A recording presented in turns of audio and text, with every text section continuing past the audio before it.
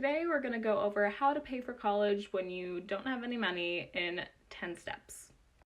Obviously, going into college without the funds to pay for tuition can be something that's really daunting, so we want to break it down into 10 steps that you can do to help pay for college. Number one is probably going to be the most obvious step, but the first step should always be to apply to scholarships. Now, there are a lot of different kinds of scholarships, but ones that you probably want to start going for are need-based scholarships, scholarships based on merit. Anything that's really kind of niche can be a great place to start looking because there might not be as many competitors, so to speak. So luckily for you, there's a lot of great resources on our site, so you should go check those out. Next step is to consider going to an in-state public college rather than any sort of out-of-state or private college, because typically tuition is going to be a lot less. Next step is to check whether you are filling out your FAFSA as a dependent or independent student. If you're not getting any financial support from your family going into college, then that means you can file as an independent student, and that typically means, because most students have a lower income, that you'll get a little bit more support from the government from FAFSA.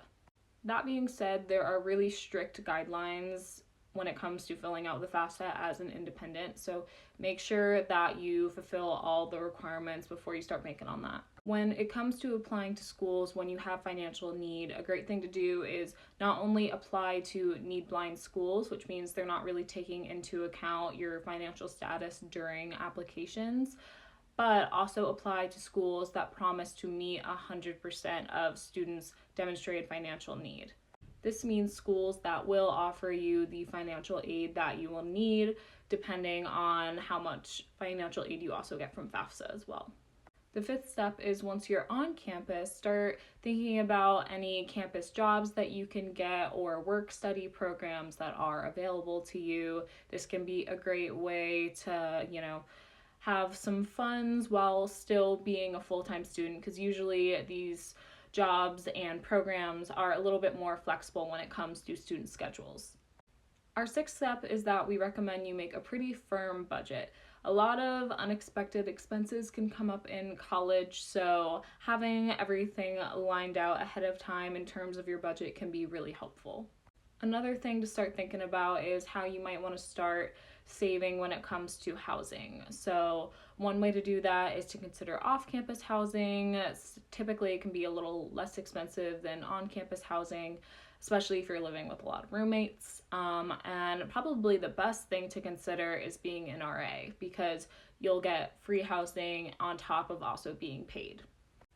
Another thing to consider if you don't have the funds for a university right now is to consider going to a community college, because there are a lot of great programs that many states offer that will allow their residents to get free access to community college, and then you can always transfer later in your college career while building up some credits.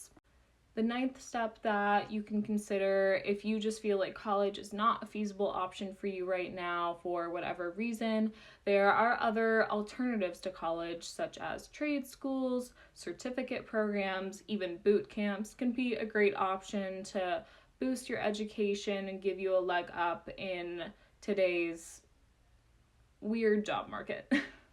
And number 10 is a somewhat unavoidable one, unfortunately, but hopefully will be more of a last-ditch option if you follow these other steps, and that's going to be to take out student loans.